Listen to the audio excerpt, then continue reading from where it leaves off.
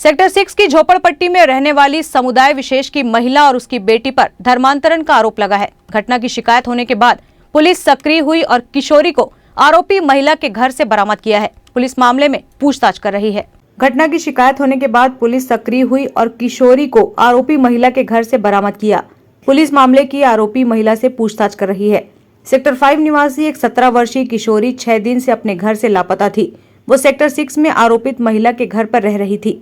Sector 5 में किशोरी अपनी दादी और बड़ी बहन के साथ रहती है। किशोरी की मां की काफी पहले मौत हो चुकी है और पिता जमशेदपुर में रहते हैं। दादी घर पर रहती है और बड़ी बहन नर्सिंग की छात्रा है, इसलिए वो भी अधिकांश समय बाहर ही रहती है। बीते 18 जून को एक रात के लिए सहेली के घर जाने की बात कहकर वह घर से निकली थी। घर से जाने के बाद उसने 6 दिनों तक अपने परिवार वालों से संपर्क नहीं किया। तब उसकी बड़ी बहन ने भिलाई नगर थाने में शिकायत दर्ज कराई। पुलिस ने जांच शुरू करते ही पहले उसके दोस्तों और सहेलियों से पूछताछ की। किशोरी ने अपने एक दोस्त के मोबाइल पर आरोपित महिला के मोबाइल से फोन किया था। उस नंबर के आधार पर पुलिस ने किशोरी को बरामद किया।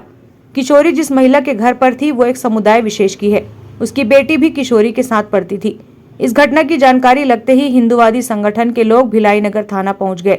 उन्होंने आरोप लगाया है कि सेक्टर 6 निवासी आरोपी महिला अपनी बेटी के साथ मिलकर धर्मांतरण का रैकेट चला रही है। महिला किशोरी को बरगलाने का प्रयास कर रही थी। इस कारण किशोरी ने अपने घर पर किसी को भी कुछ नहीं बताया था। दोनों माँ बेटी स्कूल और कॉलेज में पढ़ने वाली छात्राओं से संपर्क बढ़ाकर उन्हें बरगलाने की कोशिश कर रहे हैं। उनका धर्मांतरण कराने का प्रयास किया जा रहा है। इसी कारण से 6 दिनों तक किशोरी को अपने घर पर रखने के बाद भी परिवार वालों या पुलिस को कोई जानकारी नहीं दी। एक लड़की है 16 साल की लड़की है। नाम तो यादव परिवार की लड़की है, नाम नहीं लूंगी, नाबालिग है। तो उसको मुस्लिम समाज की 2 महिलाएं हैं जो रैकेट चलाती हैं, जो मुझे अभी यहाँ आने से पता चला है। वो 8 दिन से गायब रखे हुए थे। उसकी बड़ी बहन कंप्लेन की हुई थी, तो उस कंप्लेन में नहीं हो रहा था। हमसे आज हिंदूवादी संगठनों से उसने मदद मांगा, तो उसके घर में कुछ दीदी लोग और भाई लोग पूछताछ करने गए, तो उन लोग बहस करने लग गए। तो उनको फिर 112 से यहाँ लाया गया। फिर मुझे सूचना दे के बुलाया उन लोग, तो मैं आई तो यहाँ पर दोनों माँ बेटी को 4 घंटे से पूछताछ कर रहे थे लड़की कहाँ है करके। तो उन लोग बता नहीं रहे थे। फिर क्राइम वाले आए हैं, सब सर्च वर्च करके जैसा भी उस लड़की को लेके आए हैं। अभी ऊपर पूछताछ चल रही है। तो कुल मिला के यहाँ पर केरल फाइल्स जो पिक्चर है, यहाँ पर उस चीज़ को दोहराया जा रहा था।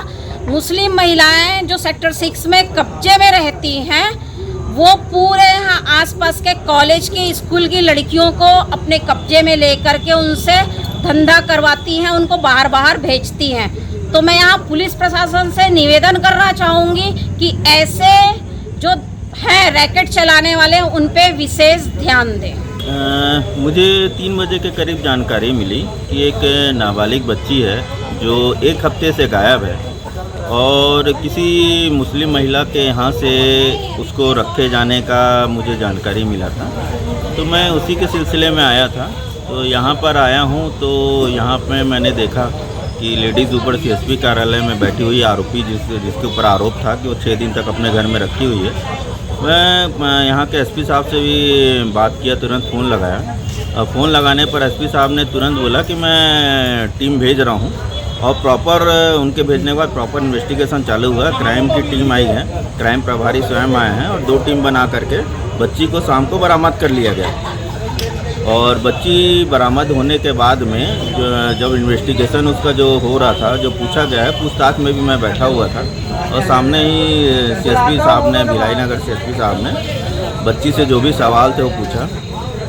और इसमें सबसे बड़ी बात ये थी कि जिस के यहाँ बच्ची थी, उस महिला का ये कर्तव्य बनता था कि वो उनके घर वालों को सूचना दे। 6 दिन से वो बच्ची घर छोड़ करके इनके यहाँ रुकी हुई थी, तो इन्होंने सूचना क्यों नहीं दिया। ये सारी चीज़ें इन्वेस्टिगेशन का विषय है कि आखिर किसी के घर में कोई अगर आ करके रह रहा है, कोई नाबालिग बच्ची रह रही है, तो आप उनके माँ बाप को, गार्जियन को क्यों नहीं सूचना दिए, आप उनको वापस उनके घर में क्यों नहीं छोड़े। ये सारी चीज़ें हैं और FIR तो दर्ज हो चुकी है और फर्दर इन्वेस्टिगेशन में जो चीज़ें आती हैं उसके अनुसार पुलिस द्वारा जानकारी दी गई है कि आगे धारा जोड़ेंगे।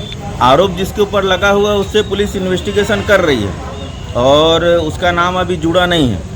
फिलहाल भिलाई नगर पुलिस ने आरोपी महिला को हिरासत में लिया है, जिसके बाद पुलिस आरोपियों से पूछताछ कर रही है। अब तक की जांच में धर्मांतरण कराने की बात सामने नहीं आई है।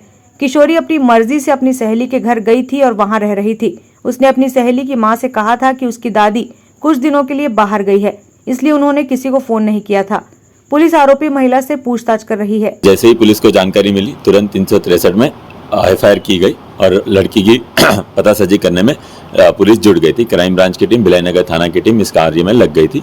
और जैसे ही पता चला कि एक मोबाइल से बच्चे ने कॉल किया था, तो उससे लोकेशन निकाल के बच्ची को दुर्ग में ही वाइशे ब्रिज के पास बच्ची वहाँ से बरामद कर ली गई थी। अभी बच्ची से भी पूछताछ की जा रही। महिला अधिकारी बच्ची से पूछताछ कर रही कि इतने दिन कहाँ थी। तो इसमें पता चल रहा है कि बच्ची अपने ही एक दोस्त के घर पे रुकी हुई थी। बच्ची यहाँ पे उसके परिवार में उसकी दादी है, एक बहन, बड़ी बहन है और वो है। ये 3 लोग रहते हैं और माँ का निधन कई समय पहले हो चुका था और पिताजी जो है वो टाटा नगर में रहते हैं। तो बच्ची इन 2 दादी और अपनी दीदी के साथ ही रहती थी। दीदी अपनी एक नर्सिंग कॉलेज में पढ़ती है, तो पूरा समय घर में बाहर रहती थी और दादी काफ़ी उम्र होने के कारण घर में ही रहती थी। तो बच्ची से जब महिला अधिकारी द्वारा पूछताछ की गई, तो इसमें कारण जो सामने आ रहा है अभी कि बच्ची क्यों चली गई थी और 6 दिन तक के अपने परिवार को संपर्क नहीं किया। बच्ची के पास कोई फ़ोन नहीं था और बच्ची बता रही है कि थोड़ा जैसे वो बाहर घूमती थी तो दादी उसको टोकती थी, बोलती थी कि क्यों जा रही हो, क्यों बाहर घूम रहे हो। इन सब चीज़ों के बारे में बच्ची परेशान थी और चाहती थी कि एक अपने से जहाँ घूमना चाहे, जिसके साथ मिलना चाहे, वो रह चुके।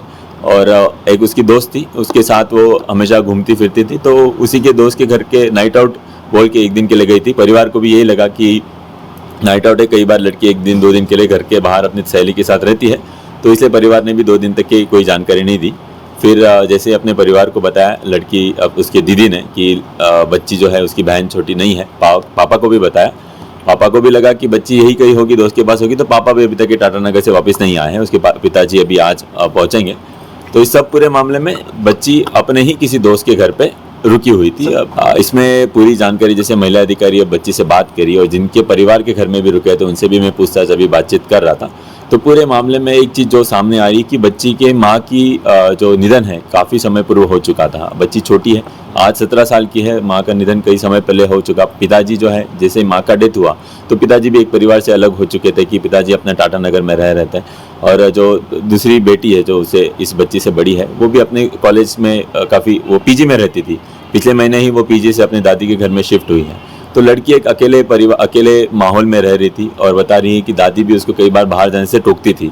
तो इन सब माहौल में कोई अगर उसको एक दोस्त मिला है, जो उसके दोस्त थी, वही क्लासमेट, अभी उसने भी स्कूल छोड़ दिया है, तो उस दोस्त के साथ काफ़ी था। तो सूर्या मॉल में घूमना, आसपास घूमना, इस तरीके का उन लोग करते थे। कई बार उसके घर पे भी ऐसे ही गई है। इसी सिलसिले में वो इस बार कुछ ज़्यादा समय रह गई। ये अकेले बरामद हुई है, नाबालिग अकेले बरामद हुई है। उसको एक फ़ोन, उसने, हम जैसे ट्रैक कर रहे थे, उसके दोस्त से ही उसको फ़ोन लगवा रहे थे। उसको दोस्त का नंबर याद था, तो उसने फ़ोन किया था। जैसे उसका फ़ोन किया तो वहाँ ट्रैक कर रहे थे हम। वाइशे ब्रिज जो अपना है 32 बंगले के पास, वहाँ से। ग्रैंड न्यूज़ के लिए अतुल शर्मा की रिपोर्ट।